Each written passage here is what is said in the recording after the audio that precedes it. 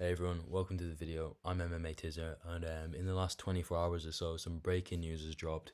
Jon Jones versus CIRYL GANE for the World Heavyweight Championship. I'm like, obviously Francis Ngannou is gone now.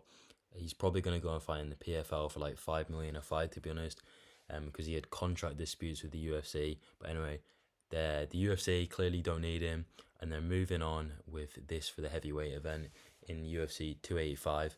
And honestly, this is one of the biggest matchups of the year, probably. Obviously, Jon Jones, he's a huge pay-per-view seller. He hasn't fought in like 3 years nearly. And his last fight, he kind of lost that fight, to be honest. Dominic Reyes, he did win that fight, in my opinion. I think he won 3-2 on the rounds. And yeah, and CIRYL GANE, he's getting a title shot after his comeback win over Tai Tuivasa. He looked amazing in that. I'll just show you more here. So obviously it's on March the 4th, and yeah, it got leaked on the T-Mobile Arena. They put a poster up on the wall, the glass wall, a massive poster. They were obviously weren't meant to put it up.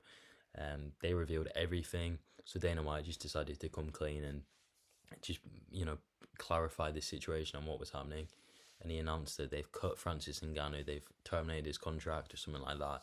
So he will never be fighting in the UFC again, I think, and he can go somewhere else and fight. But yeah, as for Jon Jones, he's just signed an 8-fight contract. Let's be honest, he's not gonna fight 8 times, is he? He's like 30. He's in his mid-30s now. He hasn't got 8 fights left in him. I'd say the maximum amount of times I can see him fighting is probably 4 more times, really. Obviously, if he wants to win the belt and then defend it 3 times, too, maybe he couldn't be considered the heavyweight GOAT as well. But anyway, personally, GAN is the favorite to win this fight. Like the betters are taking him as a favorite, and I agree. I think GAN will win this fight.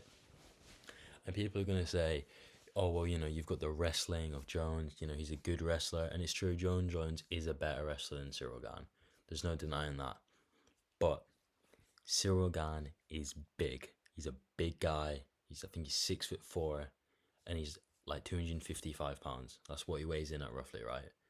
Jon Jones has never ever wrestled someone that big, and I'm not saying it's going to be a huge difference, but CIRYL's just going to be so much stronger than anyone he's ever gone against. If you compare the light heavyweights that Jon Jones was wrestling, like look at Lyoto Machida, he is small and he's not strong, so that's why Jon Jones could dominate him so easily. Daniel Cormier, I know he's quite big, but he doesn't look that strong, to be honest, and he's an undersized heavyweight. He should have been a light heavyweight, so we won't really count him. But GAN is a big guy. He could never make light heavyweight, and yeah, this is gonna be fire. It's gonna be probably the most technical heavyweight fight of all time. Obviously, Jon Jones, he got really good technique. He's a good striker, I'd say. He's got kicks as well. He's got a good clinch game too, and a pretty good submission game as well.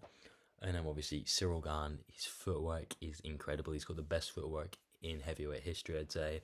I'd say he's the most technical striker in heavyweight history, and I'm a huge fan of him. To be honest, he's probably one of my favourite fighters at the moment.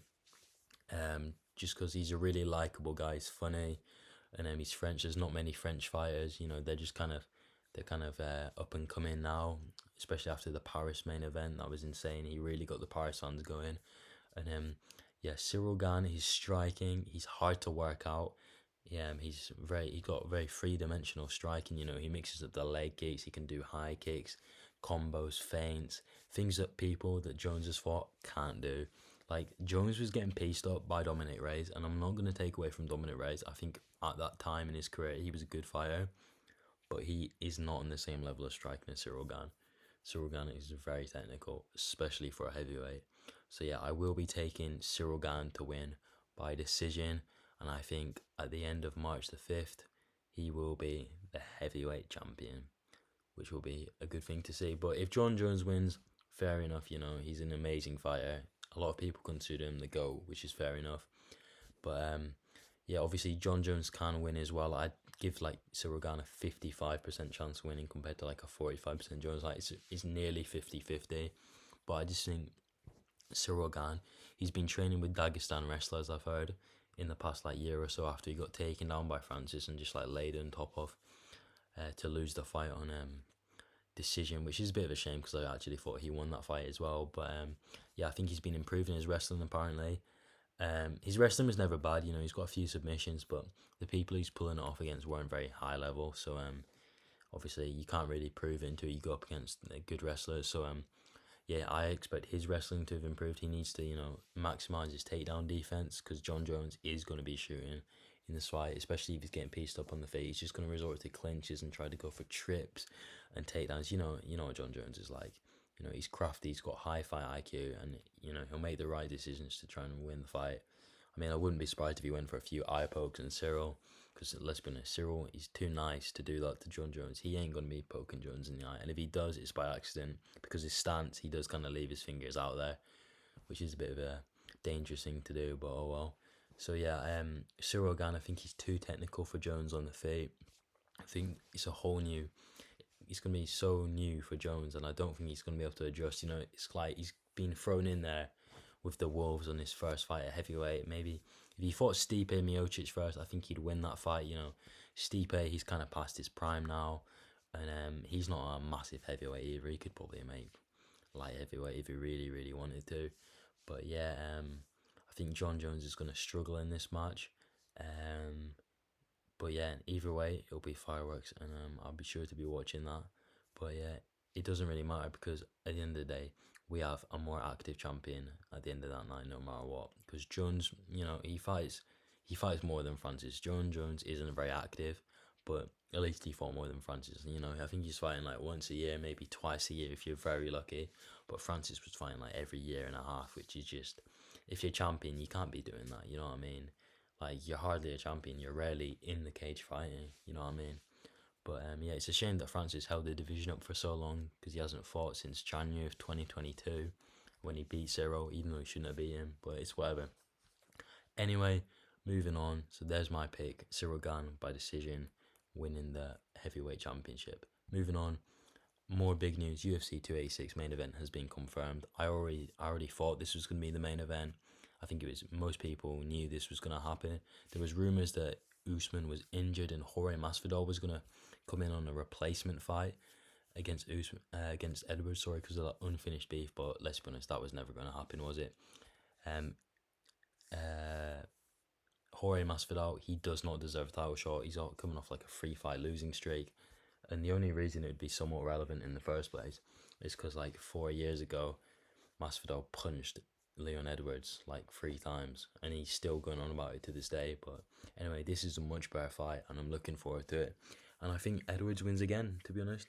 He probably wins by decision this time, I don't know if he'll find the knockout. I feel like Usman will be more careful of that, and he maybe won't make the same arrogant, like, just ignoring how high level Leon's striking is. But yeah, I mean, you never know. Edwards is going to win this fight, I'm telling you. When you get kicked like that, I doubt you can come back and be at your full potential. And also, don't forget, he's old. He's either 35 or 36 now. He has bad knees apparently as well, so his wrestling's probably going to get worse day by day when he wakes up. And Edwards is in his prime. He's still improving. He's early 30s. So yeah, I do think Edwards is going to be able to win this. And I wouldn't be surprised, to be honest, if he finishes, but I am going to go for a decision win for Edwards. Maybe I think it'll still be a very close fight, but I think he'll win maybe 3 rounds and Usman will win 2. Maybe the last 2, because let's be honest, Edwards' gas tank, it's not bad. It wasn't as, his actual gas tank is not as bad as the one that looked like in the second fight, because obviously they're at altitude in Salt Lake City, so he just gassed out really quickly, and Usman didn't because he trains at altitude anyway. But I do think that Usman's cardio is better, let's be honest. So yeah, I think Edwards will win the first, the 2, 3 maybe. Maybe go for some takedowns on Usman. You may as well just put him on the back foot, pressure him, throw head kicks and stuff like that. Just get him worried, get him agitated, and make him make silly mistakes, and just try and get him to overreact to things, gas himself out a bit maybe. But yeah, I'm going for the Edwards W here. And to be honest, this is in London, and I really want to see this fight. I'm going to try and get tickets so I can go to this event and root my boy Leon Edwards on in person to win the title, no, to defend the title. Sorry, because I'm a huge fan of the guy, really likable, and his origin story is pretty wholesome. I mean, his nickname's Rocky, and his life is pretty similar to the events of the movie in some aspects. So yeah, and in other news, also UFC 286 related, Rafael Fiziev versus Justin Gaethje. Finally, this fight has been rumored for months. Fiziev was wanting it and Gaethje wasn't. I don't really know why you wouldn't want it, because I think it's honestly it has fight of the night potential written all over it. Like, this is gonna be a war no matter what. Even if it ends in the first round, the duration it goes, it's gonna be brutal. Both men just like to stand in the pocket and swing. And although Rafael Fiziev is way more technical, he's also down for a big scrap. So yeah, this will be good. Both obviously big power punches too. Um, Fiziev is coming into his prime now. I'm telling you, the man is getting good. He's a threat to the top contenders. In fact, I think in lightweight, a lot of, like, the middle contenders, like number 7s, 8s, and 9s, beat like number 3, 2, and 4. You know what I mean? I think they just don't want to fight them because they're scared they're gonna lose their ranking and then they won't be able to get a title shot easily. But yeah, I'm gonna be going with Rafael Fiziev winning this fight, maybe by decision or maybe just like round 2 knockout, to be honest, because this fight is gonna be chaos. They're gonna be tired in like 2 rounds already. And Rafael Fiziev, in my opinion, he's a powerful puncher. He's got a more developed kicking game than Gaethje. I know Gaethje's got amazing leg kicks, but he doesn't kick to the head or the body. Fiziev does, and he kicks hard. He's got the Muay Thai background. He's lethal. In fact, he is one of the most technical strikers I've seen in lightweight in a good while. He mixes things up very well. He's got solid chin too. I know he did get a TKO loss, but it was all a bit weird, and he wasn't out or anything like that. So it was a bit confusing that they stopped it, but I mean, it's all right. His chin's good, and I think Rafael Fiziev wins. He's more technical, kicking game, power. You know, he looks like he's stronger as well. I mean, he is stronger, I'd say. And yeah, I just think Justin Gaethje, he doesn't care anymore. He just knows that as long as the lightweight champion is a wrestler, he's probably not gonna be able to win the belt because his wrestling's bad. But yeah, Gaethje could win. To be honest, there could just be a flash knockout. Someone's probably gonna get put to sleep in this fight. To be honest, someone's getting finished. The fight will probably not go the distance, if you want my opinion. When you're putting 2 people like this in the octagon, you're getting guaranteed violence, and that's what this co-main event is for the event.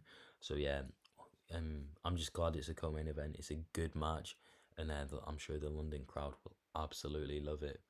But yeah, I just want to thank you guys for watching. Just keeping the video short and sweet. Hope you guys enjoyed, and I'll leave a link to some of my earlier videos talking about some other MMA news. But in the meantime, see ya.